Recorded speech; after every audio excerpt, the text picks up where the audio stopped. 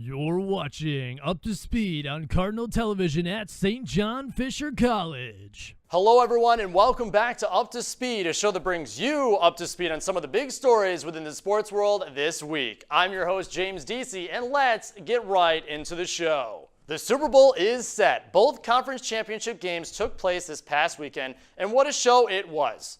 Not really. Within the AFC, the Steelers visiting the Patriots at Gillette Stadium, Tom Brady yet again showed his dominance. With a QBR rating of 127, Brady led the Patriots to a 36-17 victory.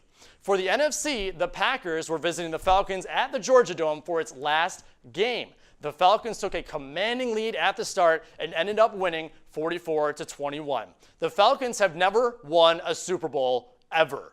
Their last appearance was in 1998 against the Denver Broncos. The Super Bowl is on February 5th at 6:30. Will Tom Brady and the Patriots continue their impressive dynasty, or will the Falcons finally achieve a status that have never been Super Bowl champs? The Buffalo Bills have cleared house after a horrendous end to their 2016 season, acquiring Sean McDermott as their head coach, Rick Dennison as their offensive coordinator, and Leslie Frazier as the defensive coordinator. Again, for Bills fans, there is high hopes for the upcoming season. We'll see what actually comes into play in 2017.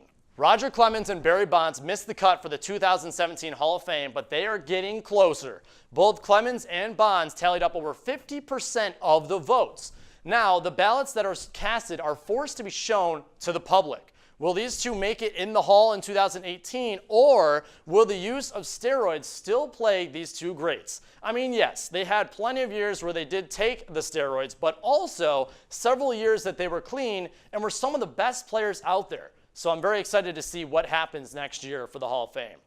LeBron James was asked about possibly playing in the Tokyo Olympics in 2020 this weekend, and his decision seems to be all based on the coaching.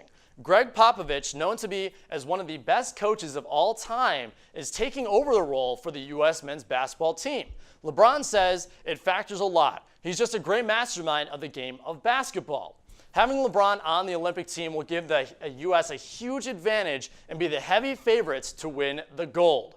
Again, surprised? Not so much. The Bills weren't the only team to make head coaching changes. The Broncos hired Vance Joseph, the Jags hired Doug Marrone, the Rams hired Sean McVay, and the Chargers hired Anthony Lynn. Now, the 49ers are strongly considering Kyle Shanahan after he finishes his season with the Atlanta Falcons. Obviously, they're in the Super Bowl now, so we'll see. But I mean, it's not even the end of the season yet. When the carousel begins, the coaching carousel, when that starts, it continues to spin and spin. That's for sure.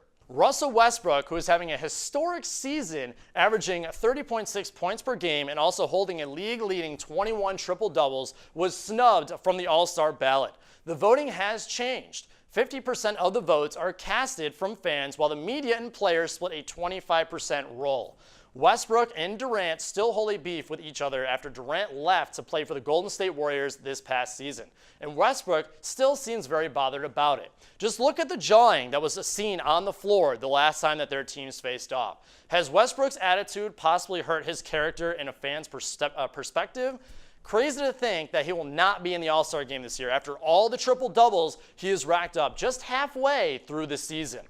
This has been another episode of Up to Speed. There will now be 2 episodes a week to make sure we can get you up to speed on most of the sports news that accumulate during the week. New episodes will be airing Tuesdays and Thursdays on the Cardinal Television TV channel.